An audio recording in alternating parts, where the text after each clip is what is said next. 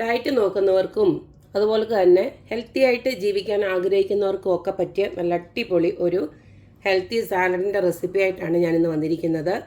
ഇതാ കണ്ടില്ലേ, നമുക്ക് ഹോം മെയ്ഡ് സാലഡ് ഇതുപോലൊക്കെ ആക്കിയെടുക്കാം. നമുക്ക് വീട്ടിലുള്ള സാധനങ്ങളൊക്കെ വെച്ച് തന്നെ നമുക്ക് ഇതുപോലൊക്കെ ആക്കിയെടുക്കാം. അപ്പോൾ എല്ലാവരും ഇതൊക്കെ ഒന്ന് ഉണ്ടാക്കാൻ നോക്കുക. അപ്പോൾ നമുക്ക് ഈ ഒരു റെസിപ്പി എങ്ങനെയാണ് ഉണ്ടാക്കുന്നതെന്ന് നോക്കിയിട്ട് വരാം.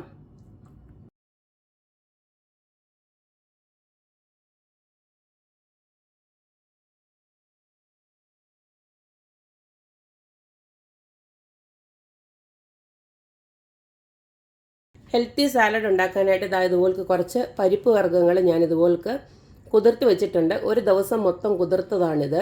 ഡിന്നറിനാണ് നമുക്കിത് ഉണ്ടാക്കണമെന്നുണ്ടെങ്കിൽ തലേന്ന് ഒരു ഉച്ചയോട് കൂടി തന്നെ ഇതുപോലൊക്കെ ഒന്ന് കുതിർത്ത് വെച്ച് കഴിഞ്ഞാൽ നല്ല ഫൈനായിട്ട് തന്നെ കുതിർന്ന് കിട്ടും. ഏകദേശം ഒന്ന് നോക്കിക്കഴിഞ്ഞാൽ ചെറുതായിട്ടൊരു മുളയും വന്നിട്ടുണ്ട്.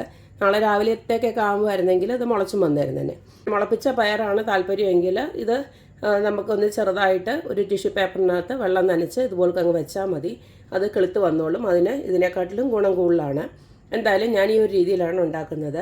ഇതിനിപ്പോൾ ഞാൻ പ്രഷർ കുക്കറിൽ ഒരു വിസിലടിച്ചിട്ട് ഞാനിതൊന്ന് വേവിച്ചെടുക്കുകയാണ്. ഞാനിപ്പോൾ ഇതിനകത്ത് എടുത്തിരിക്കുന്നത് ചെറുപയറുണ്ട്, കടലയുണ്ട്, പിന്നെ ഇതേല പയറില്ലേ, വലിയ ഇങ്ങനത്തെ പയർ ഇതെടുത്തിട്ടുണ്ട്.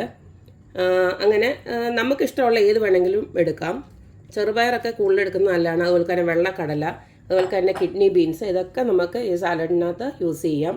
അപ്പോൾ ഇതിന് ഞാൻ കുറച്ച് വെള്ളമോടെ ഒന്ന് ഒഴിച്ച് കൊടുത്ത്, ഒത്തിരി വെള്ളം വേണ്ട, കുറച്ച് മതി. കാരണം ഒറ്റ വിസിലടിച്ചെടുക്കാനേ ഉള്ളൂ, നകയ്ക്കൊന്നും വേണ്ട. അപ്പോൾ ഇതിൽ ഇത്തിരി ഉപ്പൂടിട്ട് കൊടുത്തതിന് ശേഷം ഞാനിതൊന്ന് വേവിച്ചെടുക്കുകയാണ്. ഇതിനാവശ്യമായിട്ടുള്ള ഉപ്പ് ഒരു 1/2 ടീസ്പൂൺ ഇട്ട് കൊടുക്കുകയാണ്. കണ്ടല്ലോ, വെള്ളം ഒരു പൊടിക്കേ ഒഴിച്ചിട്ടുള്ളൂ, 1 ഗ്ലാസ് പോലും വെള്ളമില്ല. ഇത് നമുക്ക് നന്നായിട്ടൊന്ന് വേവിച്ചെടുക്കാം. നമ്മുടെ പ്രഷർ കുക്കറിലിട്ട് അതൊക്കെ വേവിക്കാൻ വെച്ചു. ഒരു വിസിലടിച്ച് കഴിഞ്ഞതിന് ശേഷം ഞാനത് ഓഫും ചെയ്തു. ആ സമയം കൊണ്ട് ഞാൻ കുറച്ച് വെജിറ്റബിൾസൊക്കെ ഇവിടെ റെഡിയാക്കി വെച്ചിട്ടുണ്ട്. നമുക്ക് ആവശ്യാനുസരണം ലെറ്റസ് എടുത്ത് വെച്ചിട്ടുണ്ട്. അതുപോലെ തന്നെ ഒരു ക്യാരറ്റ്, പിന്നെ ഒരു ഹാഫ് ബീറ്റ്റൂട്ട്, പിന്നെ ഒരു ടൊമാറ്റോ ഇത്ര ഇട്ടില്ലെങ്കിലും കുഴപ്പമൊന്നുമില്ല. പിന്നെ എടുത്തത് ഒരു ചെറിയൊരു കഷ്ണം ക്യാബേജ്, കണ്ടില്ല, ഇത്രയേ എടുത്തിട്ടുള്ളൂ. പിന്നെ 2 പച്ചമുളക്, ഇതിൻ്റെ കൂട്ടത്തിൽ ഒരു ചെറിയൊരു ഉള്ളിയൂടെ ഞാൻ ചേർക്കുന്നുണ്ട്. അത് ഓപ്ഷനിലാണ്, വേണമെങ്കിൽ മാത്രം ചേർത്താൽ മതി. ഇനി ഇതെല്ലാം നമുക്ക് ചെറുതായിട്ടൊന്ന് അരിഞ്ഞെടുക്കാം. ഇങ്ങനെയുള്ള ഗ്രേറ്ററിൽ അരിഞ്ഞെടുക്കുകയോ അല്ലെങ്കിൽ കൈകൊണ്ടാണെങ്കിലും നൈസായിട്ട് അരിയുന്നവർക്ക് അങ്ങനെ അരിഞ്ഞാലും മതി. ഇതിപ്പോൾ ഞാൻ ഗ്രേറ്ററിനകത്ത് ക്യാരറ്റും പിന്നെ അതുപോലെ തന്നെ ബീറ്റ്റൂട്ടൊക്കെ ഇങ്ങനെ അരിഞ്ഞെടുക്കുകയാണ്.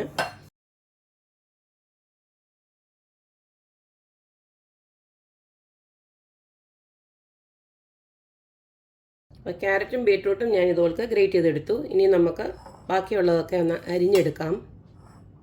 അത് നല്ല സ്ലൈസായിട്ട് അരിഞ്ഞെടുക്കണം. നമ്മുടെ ക്യാബേജൊക്കെ ആണെങ്കിലും. പിന്നെ തൈറോയ്ഡൊക്കെ ഉള്ളവർ ഈ ക്യാബേജ് അങ്ങ് ഒഴിവാക്കിയാൽ മതി. അല്ലെങ്കിൽ ഇത് ജസ്റ്റ് ഒന്ന് വേവിച്ചിട്ട് ഇട്ടാലും മതി. ജസ്റ്റ് ഒന്ന് ആവി കയറ്റിയിട്ട് ഇതിനകത്ത് ഇട്ടാൽ മതി. ഇപ്പം നമ്മുടെ പയറെല്ലാം ഇതുപോലൊക്കെ നല്ല നല്ല പരുവായിട്ട് വന്നിട്ടുണ്ട്. കണ്ടില്ലേ, നല്ലതായിട്ട് വന്നിട്ടുണ്ട്.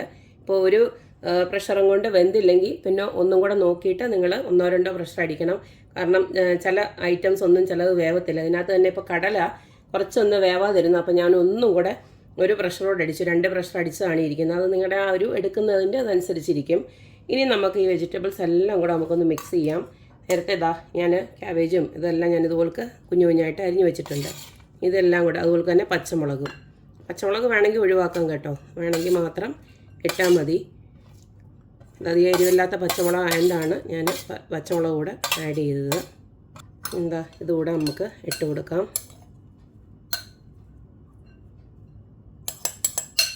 ഇത് ഒരാൾക്ക് കഴിക്കാനുള്ളതല്ല കേട്ടോ, ഒരു ഫുൾ ഫാമിലിക്ക് കഴിക്കാനുള്ള സാലഡ് ഉണ്ടിത്. ചെറിയൊരു പോർഷൻ കഴിച്ചാൽ തന്നെ നമുക്ക് വയറ് നിറയും. ഇതിലേക്ക് ഞാൻ കുറച്ച് കുരുമുളക് പൊടി ഇട്ട് കൊടുക്കുന്നുണ്ട്. വേണമെന്നുള്ളവർക്ക് മാത്രം ഇട്ട് കൊടുത്തേച്ചാൽ മതി. ഞാനിപ്പോൾ ഇച്ചിരി ഇട്ട് കൊടുത്തിട്ടുള്ളൂ.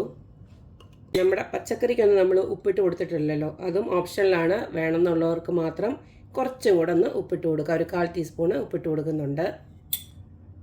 അടുത്തതിലേക്ക് ഞാൻ ഒരു നാരങ്ങയുടെ നീര് ഒഴിച്ചു കൊടുക്കുകയാണ്, ചെറിയൊരു പുളിപ്പ് വേണ്ടിയിട്ട്. അടുത്തതിലേക്ക് ഞാൻ ഒലിവ് ഓയിലാണ് ഒഴിച്ചു കൊടുക്കുന്നത്. എക്സ്ട്രാ വെർജിൻ ഒലിവ് ഓയിൽ എന്ന് പറഞ്ഞിട്ട് കിട്ടും, അതാണ്. കുറച്ചിട്ട് കൊടുത്താൽ മതി. അതുപോലെ 1 ടേബിൾ സ്പൂണോളം ഇട്ട് കൊടുത്തു. ഇടയ്ക്കൊക്കെ നമുക്ക് ഈ സാലഡിനകത്ത് ഒരു ക്രഞ്ചിനെസ് ഫീൽ ചെയ്യാൻ ഇതുപോലെ ഞാൻ കുറച്ച് പീനട്ട്സ് ഇടുവാണ്. അതും ഇട്ട് കൊടുത്തു. പിന്നെ അതുപോലെ തന്നെ കുറച്ച് നമ്മുടെ പൊമഗ്രാനൈറ്റ് ഉണ്ടല്ലോ, മാതള നാരങ്ങ, അതുകൂടെ കുറച്ചിട്ട് കൊടുക്കുന്നുണ്ട്. ഇതൊക്കെ ഓപ്ഷനിലാണ്, വേണമെന്നുള്ളവർക്ക് മാത്രം ഇട്ടാൽ മതി. ഇതൊക്കെ ഇടുമ്പോൾ നമുക്കൊരു മധുരവും എരിവും എല്ലാം കൂടെ ചേർന്നിട്ടുള്ള ഒരു ഫീലിംഗ് കിട്ടും. ഇനി ഇതെല്ലാം കൂടെ നമുക്ക് നന്നായിട്ടൊന്ന് മിക്സ് ചെയ്തെടുക്കണം.